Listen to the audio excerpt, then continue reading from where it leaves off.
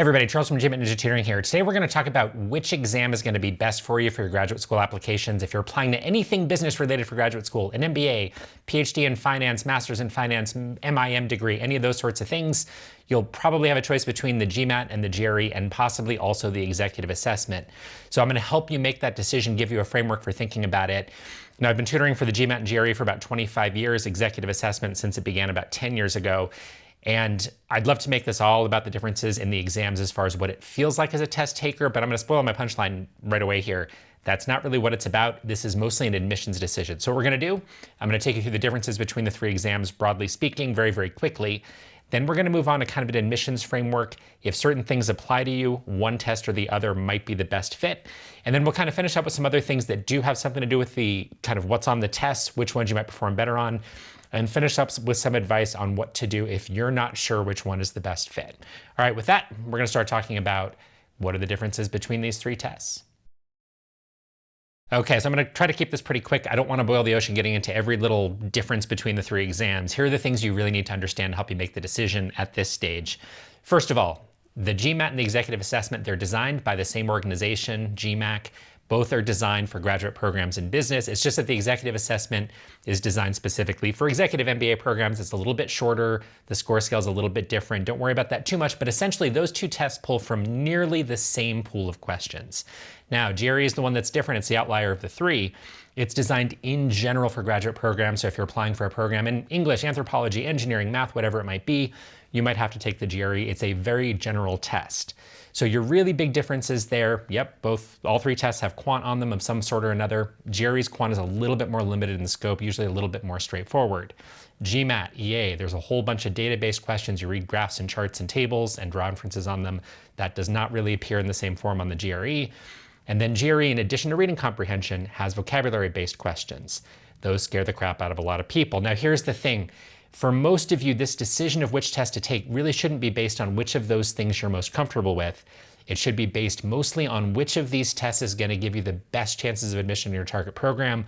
And that's where we're going to spend the rest of our time for the next 5 minutes or so. And then at the end, again, I'll talk a little bit about those differences and how to think about those if you really are terrible at vocabulary or data or really intimidated by some of the quant.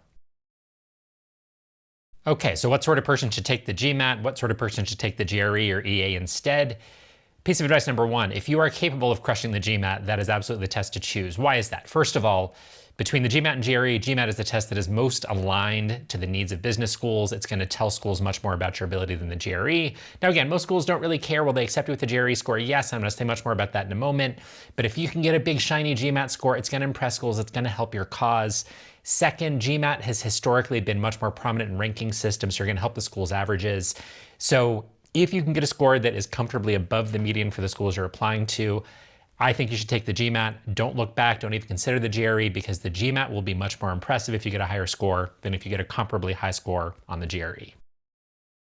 All right, so next let's talk about a group of people who should pretty much always take the EA. If you're applying to executive MBA programs, please take the EA. The EA is designed for it.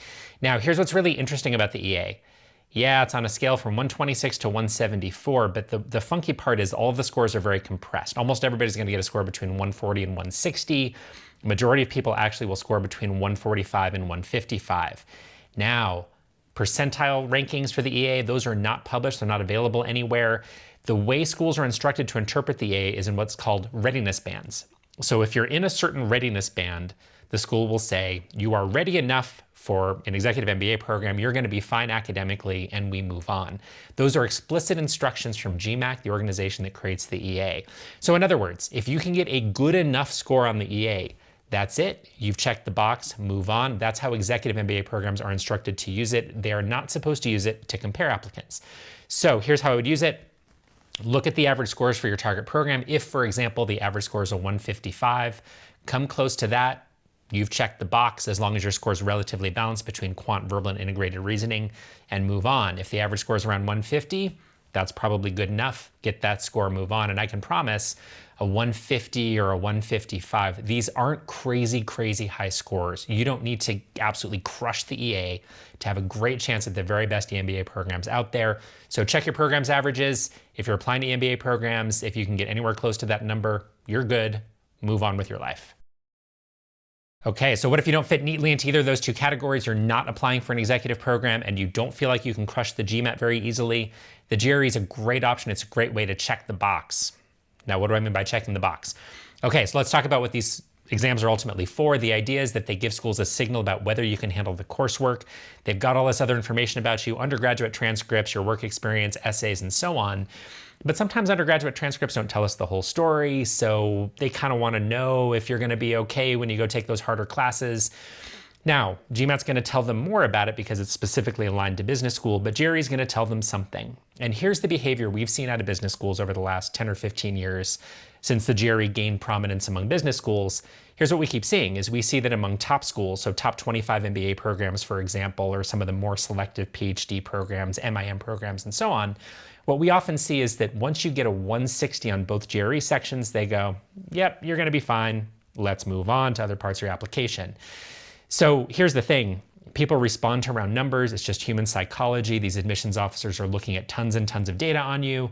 150 is the average score on the GRE, on each GRE section. 170 is a perfect score. Makes 160 a really natural dividing line between good and great. And that's the interpretation we keep seeing over and over in these admissions decisions.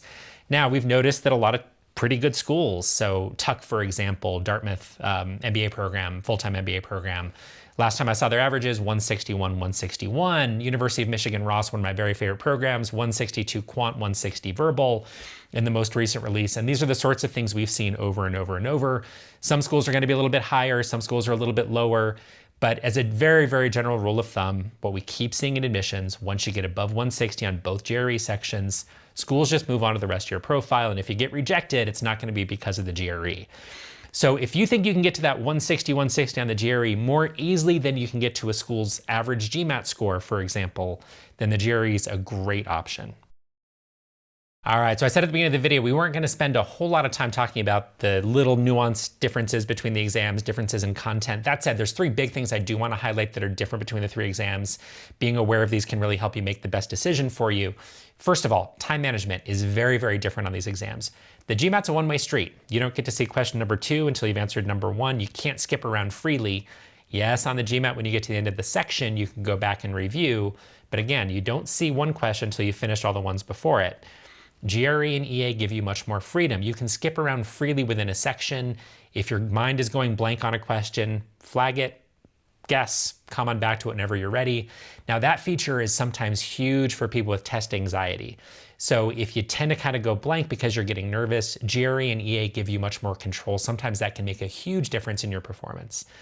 Second thing, if you're really short on time or you struggle to assimilate new quant concepts, the GRE might be your better bet. The reason why is that the GMAT, and to a lesser extent the EA, the quant's fairly broad.